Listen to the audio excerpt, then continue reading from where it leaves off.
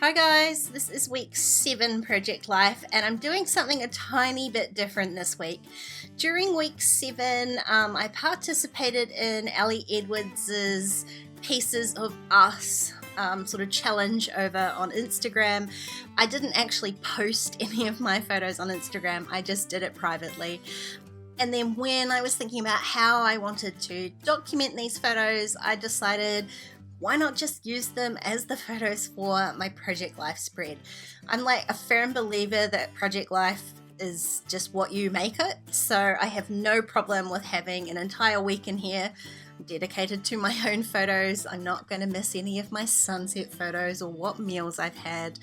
I can pick that up again next week. So this is where I decided to document them, and I've printed them out so that they were all going to fit in the 7 little slots on my page protector here, with one for a title. And I'm going to basically do the entire spread with some all heart collection. I have some that I purchased last year, and I did do a tiny bit of a restock, so I've got a mixture of old and new ones. And I've also pulled out a couple of stamp sets that I have that are from Ellie Edwards. These I think are really old, like one little word stamp sets, but they still seemed reasonably applicable to this project as well. So I've started by trimming down all my photos. I've got a mixture of sort of 4x6s and 3x4s. There's a larger sort of 3.5-ish square and a couple of smaller ones. So I'm just going to lay them out as they fit, rather than they're like not particularly chronological or anything like that. I think I swapped a couple of the days around when I was taking them anyway, so there was no particular order for these photos. I've just put them in how I kind of want them to go. A couple of the photos I did turn into black and white. The colors weren't fantastic, so I wanted to make sure that those weren't on top of each other as well, just to keep everything a little bit balanced. And I think the all heart collection works really well with this, because a lot of my photos had pink in them. It's not 100% surprising to me, but a lot of pink and a lot of blue, and so those are the colors that I've gone with. The other thing that I'm not doing this week is adding a lot of journaling in here. There probably is a lot of journaling that I could add, but I did most of that like in my actual journal as I was doing these daily prompts. So the only sort of journaling I'm going to add in here is this kind of list journaling. So this is one of the 3x4 stamps that I had from Ellie Edwards. It's basically just a list of numbers, and I just ran that paper through my typewriter and added some really basic thoughts on how this whole project sort of unveiled itself to me. So I found it a lot harder than I thought I was going to. I'm in front of the camera a lot, as you know, and I didn't think it would be quite so difficult to be confronted with myself every single day using some of these different prompts. And some of them were obviously a lot harder than others. And I think it's just one of those things that you just need to practice. You need to practice being in front of the camera like you do anything else. And I'm a firm believer that that's a really important thing to do. So it was a good reminder to me to be a little bit kinder to myself about what I see through the lens of myself. And I'm really glad that I did participate in there. So I have already, while I've been blabbering on here, picked out the papers for my spreads. Mostly pink, there's a little bit of blue in there, and I did add a couple of more sort of neutral cards in there, just because this is going to get really busy really quickly. And everything else I'm going to keep pretty minimal. So for the little 3x4 photo that I've already done, I stamped directly onto the photo with some Memento Tuxedo black ink. There was a little imperfection on the stamp, and that shows up there, but I just didn't worry about it too much. I did crack open a new packet of puffy stickers so I could add the coffee one in there, and then added a couple of little heart stickers as well. Sorry, not hearts, stars, because stars are quite a big theme on here. I've got stars on my title card, and the other 4x6 pattern that I chose is little pink stars as well. And so stars and hearts is a big theme for all heart, so it works out really nicely. The other 4x6, I just glued my photo down after I typed out my journaling, and then again I stamped directly onto the photo with the Brilliance Moonlight White ink, and then added a couple of little heart stickers. Now, you weren't mistaken when I started this video. I said week 7, and you can see what I'm doing here. Week 10. I have my diary open on the wrong week. Well, it was on the current week, and I just had 10 in my head. So I will show you how I fix this error at the end of the video, because I did not notice. I did not notice until I sat down to edit the photos for this week. And yeah, what a shocker. So luckily it's a fairly easy fix. Now I'm going to add one of these little label stickers from the All Heart collection. They've kind of got a quite a slick surface on them though, so I've never had any luck stamping on them before. But because they're on kind of a transparent paper, you can stamp underneath it and then stick the label on top, and it does look like it's stamped, and I don't have to worry about anything smudging. So that's what I've done. I'm just going to layer that with one of these other stickers. They're slightly whiter, so it does work with the pattern underneath.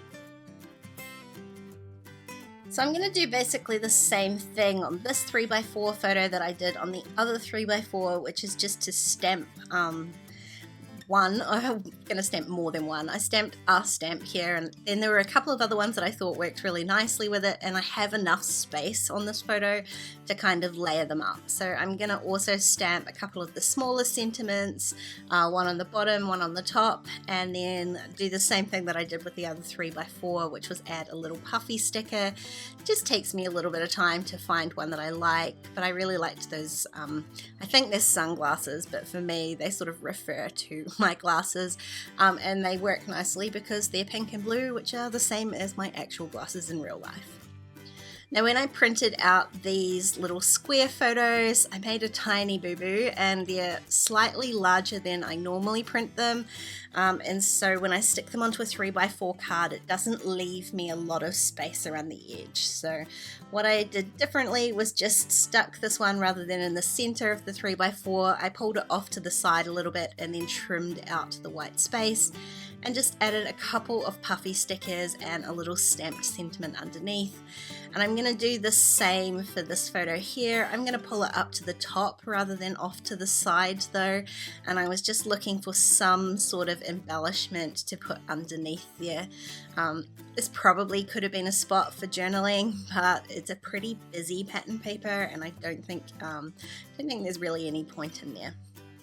Now, the other thing that I'm doing with some of these chipboard stickers that I'm using is pulling off a lot of the chipboard on the back. I find that these crepe paper chipboard stickers are always super thick, which is fine in some applications, but for project life I don't like having super thick chipboard. It just tends to pull the pockets up, and it looks a bit messy, but also it does give the sort of risk of things slipping out of the pockets when they're lifted up like that.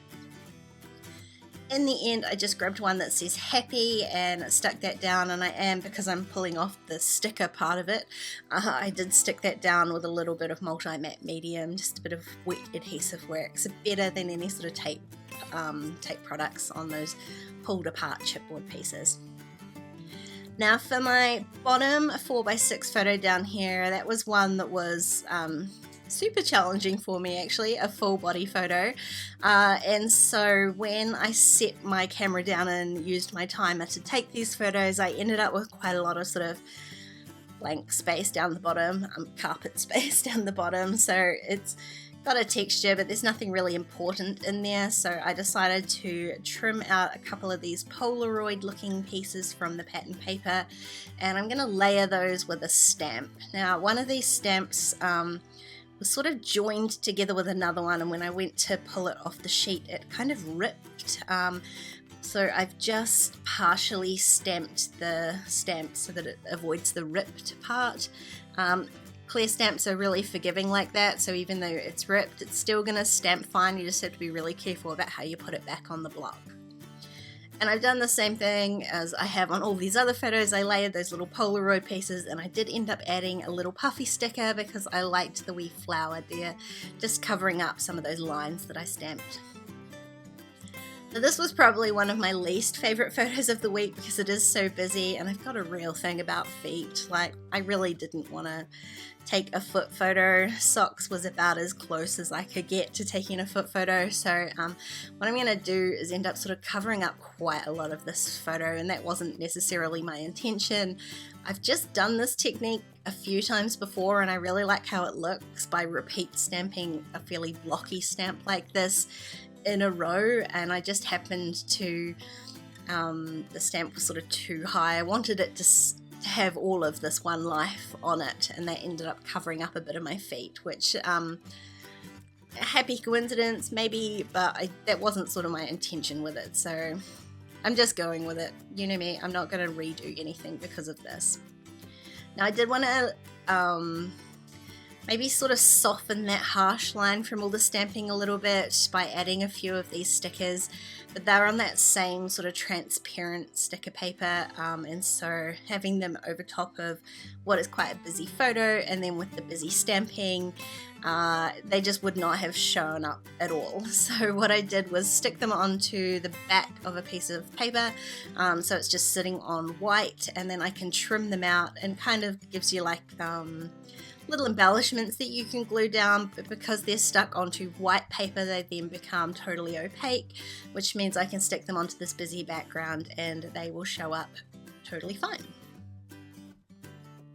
And so once I finish that, that's my spread all done. I turn the camera off, I start editing the photos, and I realize I've put the wrong week. So what I'm going to do is just really carefully peel these alphas off, and luckily these foam thickers, they never are like permanently stuck down too much.